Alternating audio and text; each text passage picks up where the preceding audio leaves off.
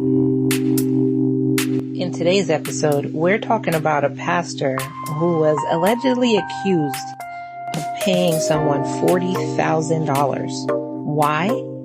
Well, he wanted to kill his daughter's boyfriend, of course.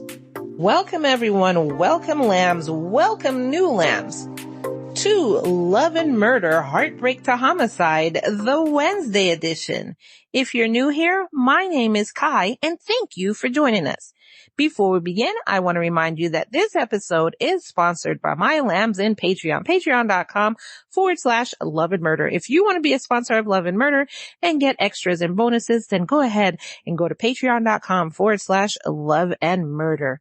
You can also choose the free option just to get a feel of what's around Patreon, patreon.com/Love and Murder. Now let's get into this midweek mini. On October 21st, 2022, the Riverside police in Southern California responded to a hospital for a report of a 20-year-old man who had been shot.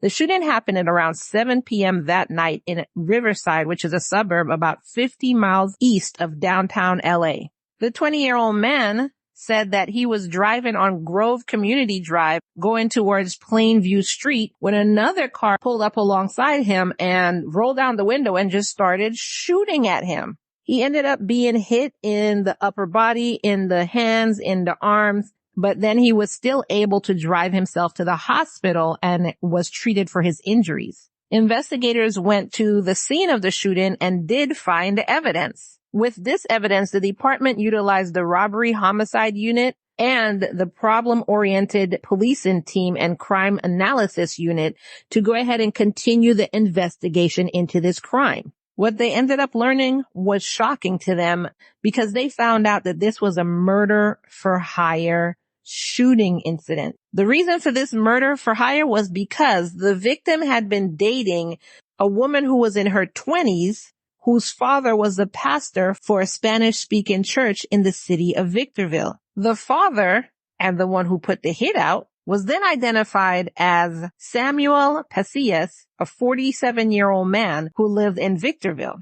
During the investigation, detectives uncovered evidence that the father had met with the men he had hired and gave them information about the 20-year-old man, including where he would be on the evening of the shooting. So, he's going to be here, so at some point in time, he has to cross these streets. Detectives also found out that the men were paid almost $40,000 by the father and that the two men had conducted surveillance on the victim in the weeks leading up to when they shot him. So on March 13th, the Riverside police raided 3 homes in 2 counties in Southern California and arrested Samuel, and they also arrested 55-year-old Juan Manuel Cebreros. Samuel was arrested for solicitation of murder, conspiracy to commit murder, attempted murder, and assault with a deadly weapon. He was being held on a $1 million bond. Juan was arrested for conspiracy to commit murder, attempted murder, and assault with a deadly weapon. They only arrested those 2, but they said it was men, plural, that helped him. But maybe it was just this one guy and the father who did it.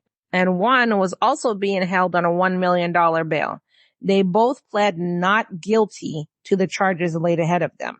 And try as I might, I didn't find any updates as of yet. But as far as I know, the investigation is still ongoing. And if anyone has any additional information, the police are asking that you contact Detective Nick Cantino at 951-353-7104, 951-353-7104, or ncantino at riversideca.gov. And people who want to remain anonymous can email rpdtips@riversideca.gov. And that's is the case of a pastor who decided to use money that you could have been using for something else. So wait a second. Don't pastors get paid basically from the donations that's given to the church?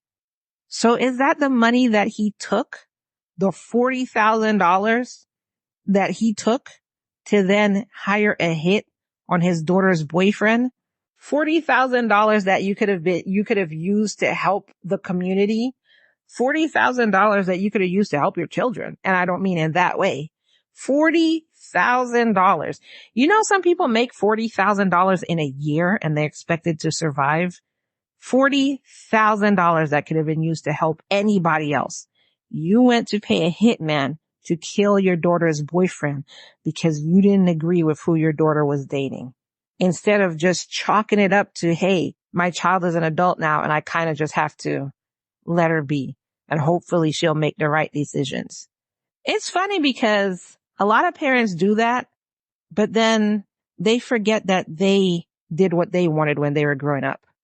They did what they wanted when they were growing up. But then when it comes to their children, they put all these stipulations on them. I can understand you having a high issue with your child trying to be with someone who is like literally not good for them. And the reason why is because they're beating your child, emotionally abusing your child, or the person themselves is just inherently bad. Like they're constantly doing, breaking the law, going to jail. You see them, I don't know, raping somebody, whatever. I don't know. I couldn't think of anything, but there's an actual reason for your child not to be with this person. Not that you don't want your child with this person because, I don't know, they wear tight pants and you don't agree with the way he dresses, or him or her didn't go to college, but they have a good job and they're literally good people, but they didn't go to college. So you don't agree with that. You want your child to marry somebody who's a doctor and an engineer, and you will refuse that they marry anybody else. Like that stuff doesn't make sense to me. And this guy, I don't know. I'm pretty sure he told his daughter, don't be with this guy. And she didn't listen to him. So his solution was to take money. And I'm guessing, I'm not saying he actually took it from the church. I'm just guessing.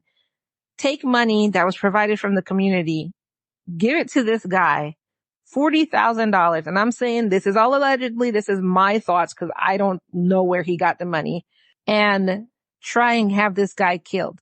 Now, let's break that down. So you stole money. You went to have this guy killed. The guy survived, told the whole story. Now you're going to prison. More than likely, you've just brought this guy and your daughter even closer together. Cause she's like, I can't believe, oh my gosh, now I have to heal you and I have to mend you. You're so brave. My father's such a dick. So now her and this guy are even closer. They might even get married now, and you're in prison. I'm just going to ask you a question. How did that work out for you? I'm asking for a friend. Just asking for a friend. Anyways, that is all I have for you today. In the polls, I'm going to ask, do you know of any situation where parents try to stop a child from dating someone for their own selfish reasons? Not for a legitimately good reason, but for their own selfish reasons. That is my poll question. You could answer that on the WhatsApp group, murderandlove.com/WhatsApp. You can answer that on Spotify, in the Facebook group, or in Patreon. And before we go, don't forget to share this episode. Just hit the share icon on whatever platform you're on. Share on your social media. Share in your WhatsApp. Share on your Reddit. Share with your mom, your brother, your sister, your boyfriend that your parents don't want you to be with, or your girlfriend. Share with everybody you know and everybody you don't. Share, share, share, share, share. And I will see you in the next episode. Bye.